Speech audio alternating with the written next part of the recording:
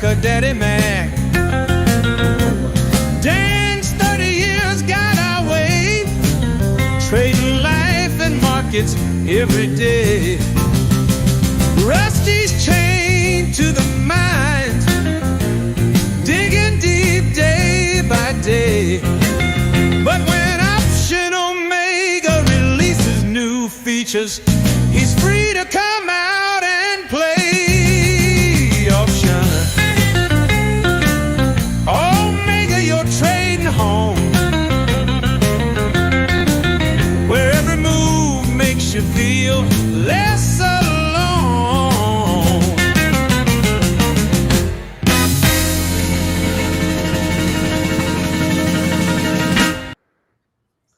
Good morning, everybody.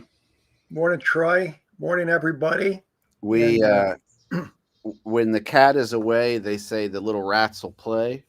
And Dan and I were talking about options, and we thought, oh, we should start the show and talk about options. So when Matt's away, all sense of time is lost. That's right. All sense of order is lost. That's right. So, but we're here this morning. Matt is full on spamming the chat, even though he's not here. Matt is preparing for the Pacers tonight. He didn't feel like he could be on to talk about the Pacers in person. He felt like he needed to take, for the team's sake, take some time away and reflect on what he needs to do to be better. He's got to be focused. It's a process to get ready for the game tonight. Yeah, for sure. So you're left with us, but that's okay. That's okay because Matt's actually here in the chat. So you can say hi to Matt in the chat as he takes some time away to reflect on what he needs to do to be better for the Pacers, what he can do for Pacer Nation. So tonight's the game, first game back at Indy, I believe. And chat, you can tell, I don't even know if at the finals, they had switched a couple years ago, Dan. When I was a kid, they did 2-2-1-1-1. I think. Yeah. Something I get mixed up on how that, especially as it gets to the end, like games 4, 5, 6, 7. Right. How does it? I think it's like 2-2. I don't remember what it is. I know Matt would know. Matt, what is it? 2-2?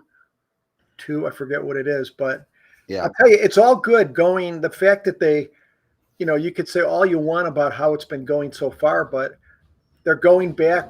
They split them on OKC 1-1, and I think they're in a good position right now. And I agree. I'm having a sneeze attack. No, it's okay. Troy, I was going to mention Matt was he mentioned China. Did the deal they're talking about, the deal got done a little bit, whatever that means. But when they mention the word framework, right? It says the framework of a deal got done. When they start using those kind of words, what hits you there? A framework of a deal or I don't think I'm allowed to say it as a pastor. What that makes me think of. As my Irish grandmother would say, a bunch of malarkey. Or something like that. Listen, we got the CPI. This is where you can start looking at things like, okay, everything's priced in. Absolutely. Because China news came out that 2 months ago that we'd be up 600 points. That's right. CPI was less than expected. We'd be up 3 or 4 years ago. We would have been up 50 points. That's right. It isn't anything now. It's priced in. And so, here we are. Here we are. All the news is here for the day. Yeah. Futures are up 12. So, but here's the beauty. The beauty, Troy, is for us volatility lovers out there, the VIX is circulating around in the 16s now, which is, it's. I get it. Historically, we've been lower, but with all that's going on now, and 16's a nice level, right? Well, that feels like you don't want to say it's a bottom. Yeah. But to use the China talk, like the real fluffy talk, you could say there's a bomb. There's a sense of a bottom beginning to form. I'm trying to think how they would Like, announce yeah, the China. that's very wordy. Yeah, that's how the sense of a bottom. Yeah. And I think it bodes well for the, again, for people who do mixed month trades, which especially a lot of the mixed month trades in the calendar or diagonal family, you would rather volatility be, what's the word you use? Sticky. Sticky means, what does that mean again? That means like it doesn't go down, or sticky in the Omega community. All sticky vol means really in the option making community is that people's DCs keep winning. Okay. I love it. I love it. So that's what it means. Okay. Well, I think at those levels, I think it still bodes well. I mean, we've been very, for just about any range bound trade the last 3 weeks, whatever your flavor is, 3, 4, it's been good, right? It's been overall. It's not. There's no perfect. Doesn't mean there weren't some bumps that somebody couldn't get caught in an air tunnel or something. But I think it's pretty good. But we're, it's just, the skepticism of all of us is just like because the candles have been smaller. It's like we're due, and we're all waiting, loaded with people doing Ricks and reverse iron condor. You're waiting for a move, and it's still. Like today, it looks like the ES is just up right now. It's up 12 points. So nothing, I mean, if the China deal got done and we're up 12 points, it's not like, it's like, okay. This is how I feel about it. Am I echoing, by the way? Can you hear me echo? No. Okay. That's a little smoke from the cigar, but that's about it. It might just be the, lack of sleep in general. I hear myself echo all the time. Anyway, so this is the way I look at it is like you had coming out of Liberation Day, it's like a rocket booster full of fuel. Like when you go down, we have this vol that's built up and it is violent. I mean, CNBC, all these people were talking about how this up move is going to be violent. And it was violent. So we had a 10% move in one day. A lot of that energy came off in one day, which is crazy. But then you had basically 2 months of riding a wave where each headline is going to be, and you're trying to get to the moon, right? And what is the moon for the stock market? All-time highs. I think the stock was what, 6140 SPX? Chat, you can let me know. Right. So we're 100 points off. That's it. Do we got any more fuel? Right. Do we have any more? Now, here's the thing where they have endless fuel is the market usually goes up. Yes.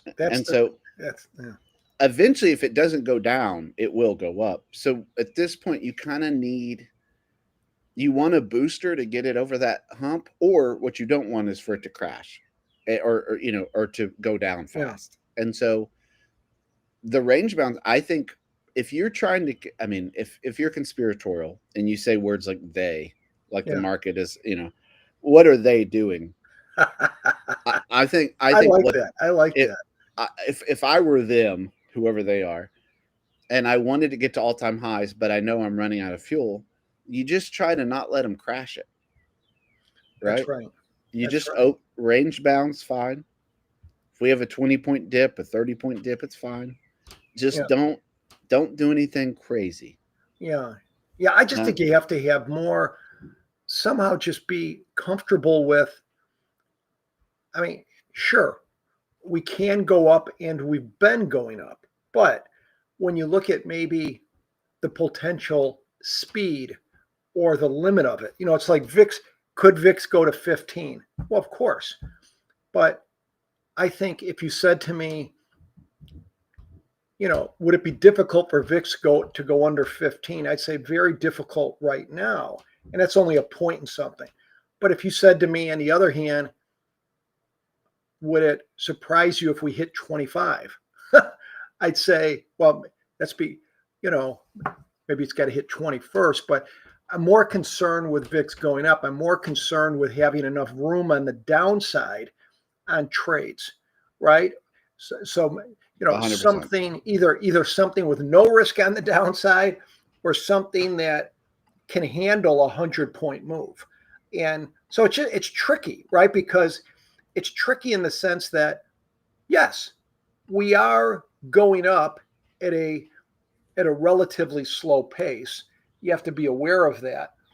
But the downside could be, that's the thing. And that's why you watch maybe your gamma, that, can you handle it?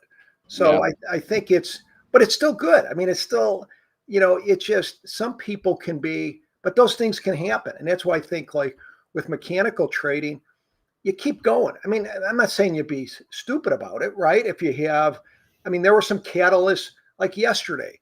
I think retail traders had some concern. You had two big catalysts, right? President Trump was supposed to speak at the end of the day. Now, I don't know. think he did. I think he did. Okay. Yeah. At the end of the day, and then you have the CPI today. Then you have the catalyst, the PPI tomorrow. But I think you have to be sober about those things, at least look or position for a move or something. But it just seems the upside energy is dissipating a little bit. Yeah. Yes. But I think for the show, I think we should use and have Matt use, why can't we talk like the China Trump? We're going to use a framework of whatever those words mean. Yeah. Matt, if you're in the chat still, shout out Matt in the chat. Matt, how do you feel? I mean, if you want to just give us a sentence, I'll report back to everybody because I think a lot of people care about you, and I think a lot of people want the Pacers to win tonight for you. So if you could put in the chat just what your excitement level is, what what your ticket number to the game is, where are you sitting, what's your ticket number, things like that. I would love to hear from Matt. Yeah. But until then, we're going to continue the small account challenge. So I'm going to share my screen real quick, and I'm going to be honest with you guys. I want you to say thank you because I want you to say thank you. I like that. I want you to say thank you to me. I'm going to take an idea. Shout out Stephen V. Stephen V's little credit spread. That something reminds me of Bruce Springsteen. I think Stephen Van Zandt, Little Stevie or whatever. Oh yeah. So I don't like this trade, but this is not because it's a bad trade at all. In fact, it's a good trade. And that's why we're going to look at it. And that's why I'm going to put it on. But you guys know me by this point. I don't like selling a lot of premium. I say that almost every show. And this is selling premium. But it works, and it's a small account challenge, so we're just going to do it. And so I think that'll be fun. General Zod. Shout out General Zod. I actually agree. I actually think in today's market, the 10-year note auction at 1 is more important than CPI. Now, if CPI had come out and it's like inflation's back to 9% or whatever, then that would have been a big deal. But I actually think the 10-year note auction is a catalyst mover more than CPI at this point. Anyway, so this spread, Dan, this is a pretty simple spread. Stephen V had a different version a little bit. I changed a little bit about it. I basically changed the deltas, and I changed, I think, miscellaneous, but that's about it. I didn't change much more than that. Yeah. And so what this is a credit spread, and Stephen V's little credit spread. And what he's doing in it is he's basically at 235 Monday, Tuesday, Thursday, Friday. He is putting on now his deltas are different. So this is where I'm going to say I do this. We changed it to where you put a 45 delta put expiring to the next day and a 10-point wide. It's basically a 10-point wide put spread, but almost at the money, a 45 delta. And you're only doing this when we're up on the day. We've opened up and we've moved up 0.2%. So that's an interesting filter. I mean, that's one we haven't really dealt with a lot. Is you're moving, you want to open up. You don't want it to be a situation when you've opened down and then you're moving up 0.2%. You want to be up on the open and then move up 2%. If today it wouldn't trade today, even though we're gonna put it on, because it's not, it's a Wednesday and we don't trade this on Wednesdays. But Yeah. the general disposition is kind of like today. We're gonna open up probably, unless something crazy happens in 27 minutes. We're gonna open up, and then if we move up 0.2%, that's when that spread would go on. But it's expiring tomorrow. I like that because in a small account, Dan, you don't want to deal with PDT. We already put a trade on yesterday that you're going to have two day trades a week. Yeah. You know, and so what do you think of that? A 45 delta put spread. I like this trade. I like this trade. Couple of reasons. Number one, you have some good 141 trades over a 3-year period, and I think it's good to have in your arsenal of SPX trades something that, you know, reflects where the market usually goes over a long enough period of time, which is up, right? And so you have one of the trades in your arsenal, a put credit spread. So I like that. I think that's responsible. It's good. But what I also like about it is it's a good risk reward because you're doing a high delta of 45. You're going to get a better, you're giving up some of the probability to get a better risk reward. So you're bringing in, like in these, what does it look like? 350, 380. So you're close to $4 credit. So this is going to be about a $650 margin, I believe, right? The difference in strikes minus the credit. So I like it. I would bet the position deltas on this trade are light. It's not like your 4 or 5 deltas long per contract. I would bet this might be, what would you say, at the most 2 deltas long? I don't know, but it's not long. It's not that bad. Yeah. No, and I like that extra oomph that Steven put in there. That, you know, let's kind of have at least a good feeling that it's an up day, right? To avoid, not that, you know, and we've seen, right? Market could be up 40, 50 points, and then it could go down. But I like this kind of keeps us out of a bit of trouble, right? That a minimum 0.2% up is good, but the risk reward is good. Yeah, I like the 1 DTE. Yeah, I think it's a good trade, but I'll just say one other thing. It's just in your arsenal of trades, I think having this on, it doesn't mean you can't have another trade that maybe does a little better for the downside, right? But even if you lose on this trade, yeah, you know, it's a good risk reward. So I think it's something in a small account someone could deal with, right? It's different. It's a different flavor than doing a 10 wide 1 day put credit spread with a 10 delta that you bring in $1 and you have $900 of risk.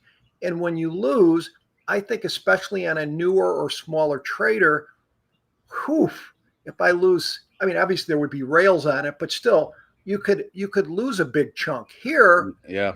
It's, you know, because you're bringing in, you're doing this at the money type thing. I like this higher delta for a 1 day because of the risk reward. I think it key, especially for a small trade. So I think it's a good trade.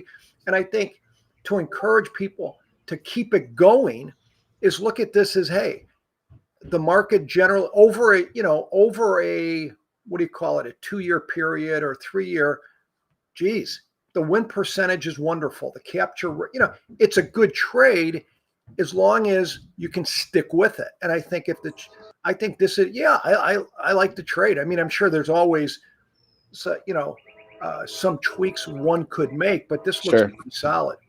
Well, let me show you one tweak that I'm not going to do because it doesn't test as well. We want to, but you also have to know yourself as a trader. And let me show you one variation that, again, isn't as good, but a variation that I actually kind of like in this. And let me do that real quick. So I was looking at this. So can you see that difference, Dan? The deltas, we got 4 legs now instead of 2 legs. Oh, okay. So, okay. So this is again a fine trade, a good trade, but it's just not as good as the other one. But I actually like this because what this is you kind of make this into a butterfly a little bit. Yeah, like an iron butterfly. Yeah. Yeah, it's an iron butterfly, but it leans long. So that long call is only 5 points away. The long put is 10 points away. So it skews it a little bit. Mm. You're still collecting a credit, but you're actually collecting a much bigger credit now. And it's risk-free to the upside. And so it's like a put spread in that way. But the benefit of that is you get days like here, June 6th, last Friday, where we stay in a range all day. And you actually can get a bigger payoff because of that butterfly structure. Yeah. It doesn't do as well because I think you just don't get as much oomph. Like the Thursday, February 13th, we finished up out of the range. Yeah. But you just kind of finished with, you might get $100, probably $80 if you move it risk free a little bit. Yeah. So, and if we go down, you have less risk. Right. Right. I mean, because you're bringing in $635 credit, you still have 10 wide, right? Yeah. So your risk is going down. You're risking like 350 to 400 at this point with that type of trade. Yeah, which is less than you did on the original, right? Yeah, and so I like that. I like that too. I just wanted to show that as something. If you're like, I don't even want to risk $600 right now. Well, we already did that yesterday, so you're in now, friend. But say I don't want to do that again. This is its type of structure you could do as a butterfly, and make it a butterfly that's broken wing to where you are collecting a credit and you're safe to the upside. And I'll tell you who taught me this is Mr. Dan Sheridan, these type of structures. So shout out Sheridan Risk Management. But we're not going to do this one because it doesn't test as well. It's a little more it's not that much more complex, but it's a little more complex. We're going to go back to Stephen V. And shout out Stephen V for shouting out Justin K. If you guys don't know who Justin K is, he has a couple courses on Option Mega Academy, and he shows off some killer stuff. And he's also an awesome dude. So shout out Special Kami in the Discord. A very smart, very sharp guy. And thank you, Stephen, for shouting out your shout out. So shout out to everybody today. Shout out. Hey, Troy, one quick on this, but I think you hit a good point. I like what Stephen had. I mean, it's simple. It does but ultimately what I like about what you brought into it is just especially from one point is,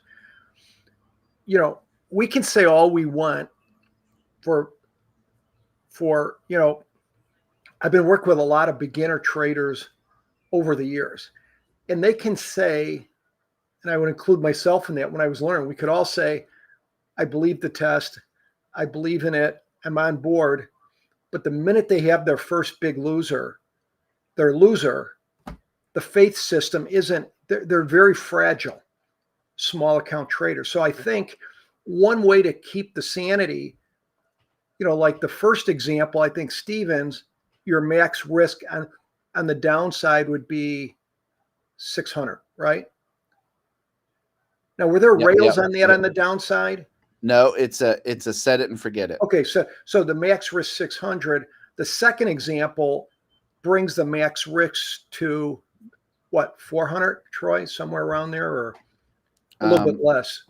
A max loser is 450, so about 450. So I think seeing that, a comfortable number in a small account that, hey, the most I could lose is 3 or 4 helps it, because you want to get the small account guy to at least 6 months to to build a little bit of foundation to learn the craft. And I do think they are fragile at the beginning. I can't tell you how many students I've seen that, hey, I get it. I'm on board. I know this is a craft, but then I'll see after 2 months, they're not around anymore as much. And I'll say, what? And I'll call them, what happened, my friend? And it finally gets to it. I had 2 losers in a row. That's Not right. that they were substantial, but it's like 2 losers. And then they start talking, maybe I'll do coin collecting, or maybe I'm going to, be a manicurist or whatever. And I just say, wait, give it some time. It's just, it's, and that's why I think the most important word I could use with small accounts or small size, right? Yeah. The only thing that's going to keep you, because, losing too much too early is going to sour you, right? Yeah. And anyways, but good stuff. No, listen, I'm gonna let you guys. I'm gonna let the chat decide. I'm gonna let the chat guide us, Dan. It's it's just money. It's just my family that I have to take care of. Chat, as you consider this. So, chat? What should I do? Should I do Troy's butterfly that doesn't test as well but feels a little safer, or should I do Lil Stevie V's Troy's variation with more deltas / special K-Me? Chat, I'll let you decide. I'm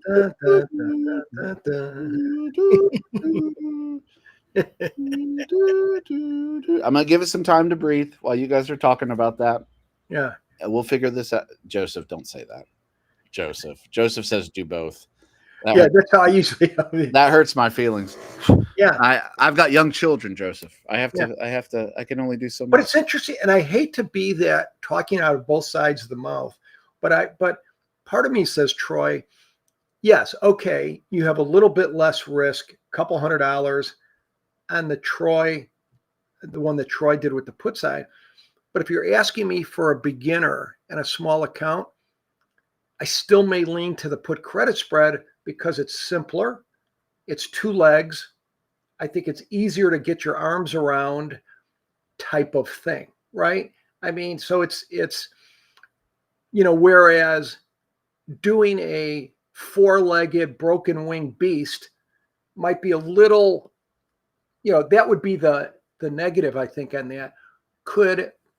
Would that be too much for a beginner, 2-legged? So you have the less risk in the 4-legged beast versus the simplicity of the 2-legged beast. What does the chat say?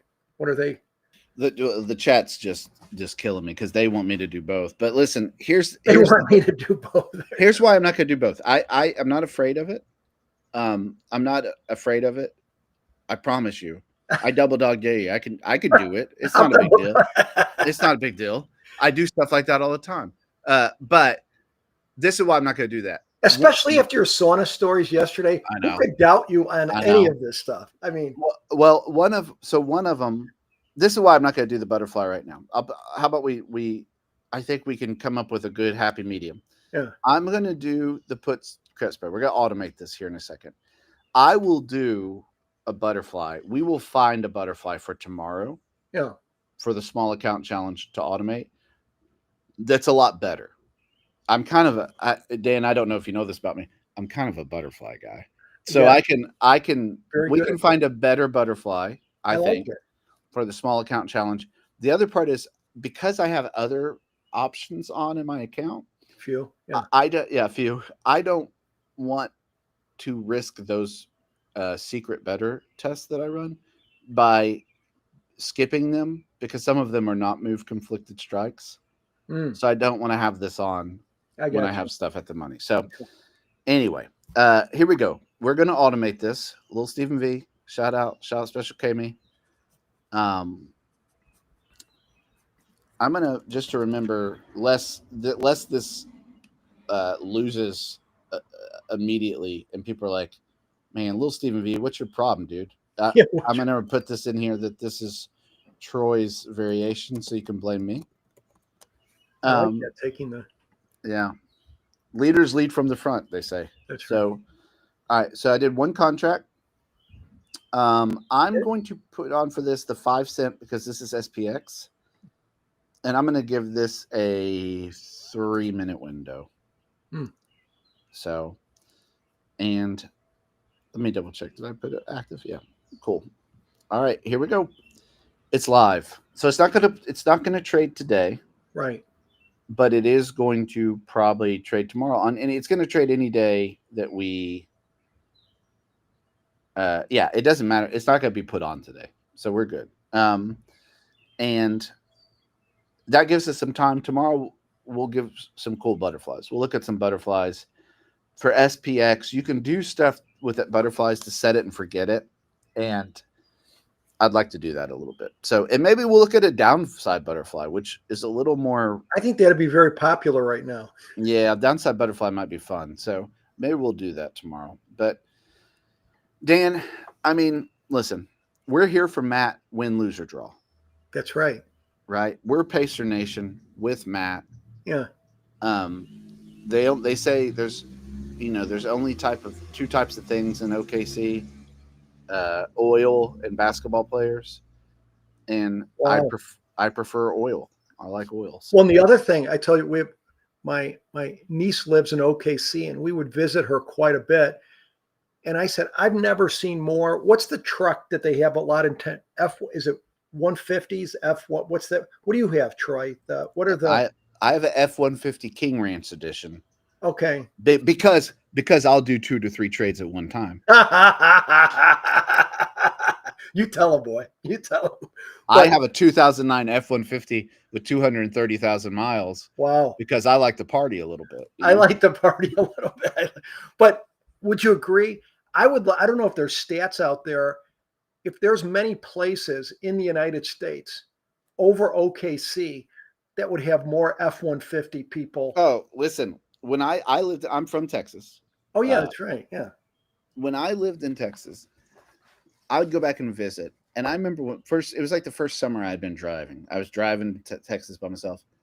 And you can go days without seeing a sedan. I kid you not. Like you can go days without seeing a sedan. Oh, yeah. I mean, it's insane. Yeah. I've never seen anything. I mean, when you drove from Chicago to Oklahoma City, and then you go near Tulsa and then through there, it's like, do they outlaw cars in this area? Yeah, there's no cars. Trucks. I mean, F-150s. Yeah. Oh, yeah, I know. Well, guys, listen, have a great trading day. 1 p.m. auction, if I was going to say, if you're looking discretionary trading, that 1 p.m. auction could move the market. If we have, interest rates are really sensitive right now. I've talked about this. I actually think that is tariffs, inflation.